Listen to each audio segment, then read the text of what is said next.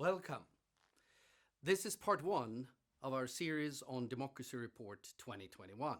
This year was the year of the pandemic and lockdowns. Governments have had to respond to the pandemic across the world. Most democracies have acted responsibly, but 55 autocracies across the world engaged in major or moderate violations of international norms, with the pandemic as an excuse. Most common among the violations are restrictions on the media. About 2/3 of the countries in the world have had some. 1/3 of countries have had emergency legislation without a time limit, a serious international norms violation. These and other restrictions must be lifted once the pandemic is over, or the toll on democracy will be high. Autocratization continues. The global decline has been steep over the past 10 years. As you can see in this graph, with averages adjusted for population size, the decline is not least pronounced in Asia Pacific, Central Asia, Eastern Europe, and Latin America. But look at the black line, adjusted for population size with the world average. This shows that the level of democracy enjoyed by the average global citizen in 2020 is down to levels last found around or even before 1989, when the Cold War ended.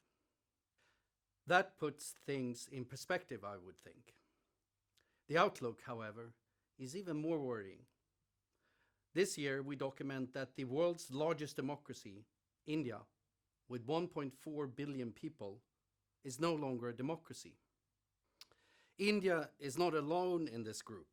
Hungary, Belarus, Malaysia, Tanzania, Turkey, and Venezuela hold multi-party elections, but media, civil society, and other aspects are not free enough for them to be democracies. Electoral autocracies is the most common regime type now in the world, with 62 countries.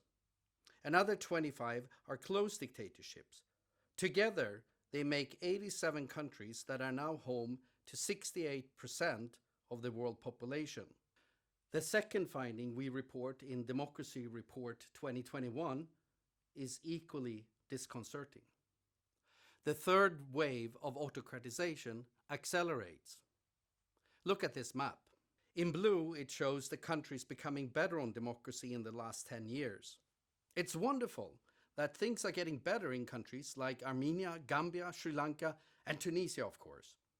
But these are small countries with little global influence. Look at the countries colored red.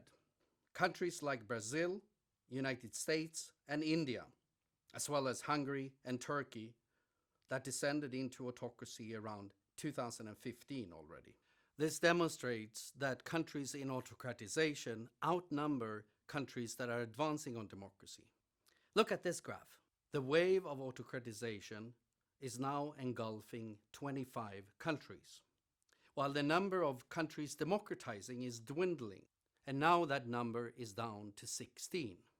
And looking at this from a population perspective, 34% of the world's population is now affected by autocratization. That is 2.6 billion people. Thank you for watching the first video summarizing the findings of Democracy Report 2021. Don't miss part 2.